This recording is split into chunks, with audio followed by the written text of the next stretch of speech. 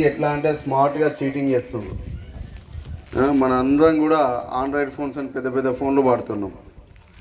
ప్రతిదీ కూడా నెట్ అనేది కొంచెం ఫాస్ట్ అయిపోయింది. మీ చిన్న చిన్న క్లిక్కులు చిన్న చిన్న యాప్స్ రాగానే ఓపెన్ చేస్తున్నారు.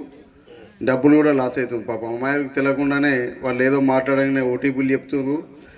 చెప్పగానే మీ అమౌంట్ కూడా బ్యాంకుకి వెళ్ళి కట్ అవుతుంది. దయచేసి ఏ బ్యాంక్ వాళ్ళు కూడా మీకు ఫోన్ చేసి మీ ఓటీపీ నెంబర్ కానీ ఈ రకంగా మీకు ప్రైజ్ మనీ వస్తుంది అని ఎలాంటి చెప్పరు. దయచేసి అలాంటివి కూడా మొబైల్లో ఎలాంటివి చూడకండి.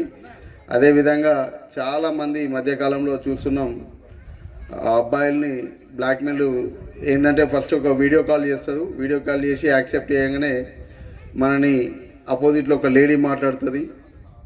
ఆ మాటలతోని మనం కన్విన్స్ కాగానే తర్వాత కొంతసేపటికి మళ్ళీ ఆ వీడియో అంతా కన్వర్సేషన్ కంప్లీట్ అయిన తర్వాత మళ్ళీ అదే వీడియోని మనకు పంపుతుంది.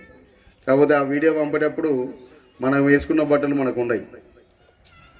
ఆ బట్టలు లేకుండా మీ ఫ్రెండ్స్కి పంపుతా, మీ చుట్టాలకు పంపుతా, మీ పదవి తీస్తా అనగానే వాళ్ళకి మన డబ్బులు బలవంతంగా మన దగ్గర నుంచి గుంజుకుంటారు.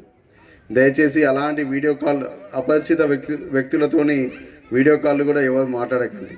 ముఖ్యంగా మన గ్రామాలలో చూస్తే ట్రాఫిక్ అవేర్నెస్ మనం చూస్తాం. మన ప్రతి ఒక్కళ్ళు కూడా ఒకప్పుడు ఊళ్ళో ఒక 2-3 బండ్లు ఉంటాయి ఎక్కువ.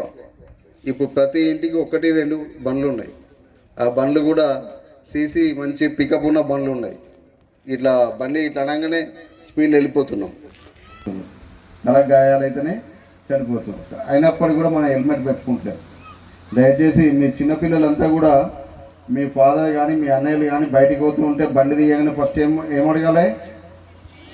హెల్మెట్ అడగాలి. హెల్మెట్ ఉంటేనే బండి తలుపు చేయండి. ఓకేనా? ఎందుకంటే అట్లా యాక్సిడెంట్ అయిపోయి ఇంటికి పెద్ద మనిషి కోల్పోతే ఆ ఇల్లు ఎంత ఇబ్బందులు ఉంటుందో మనకు తెలుసు. అవునా కదా? కష్టపడే వ్యక్తి, ఇంటికి సహాయం చేసే వ్యక్తిని కోల్పోతే ఏ రకంగా ఉంటుంది ఇంటి పరిస్థితి? చాలా కష్టంగా ఉంటుంది. కాబట్టి అందరూ కూడా హెల్మెట్ ధరించాలి. అదేవిధంగా మనం ఏం చేస్తామంటే తాగి బండి నడుపుతున్నాం. తాగినామంటే మన కంట్రోల్ మనం కోల్పోయినట్టే.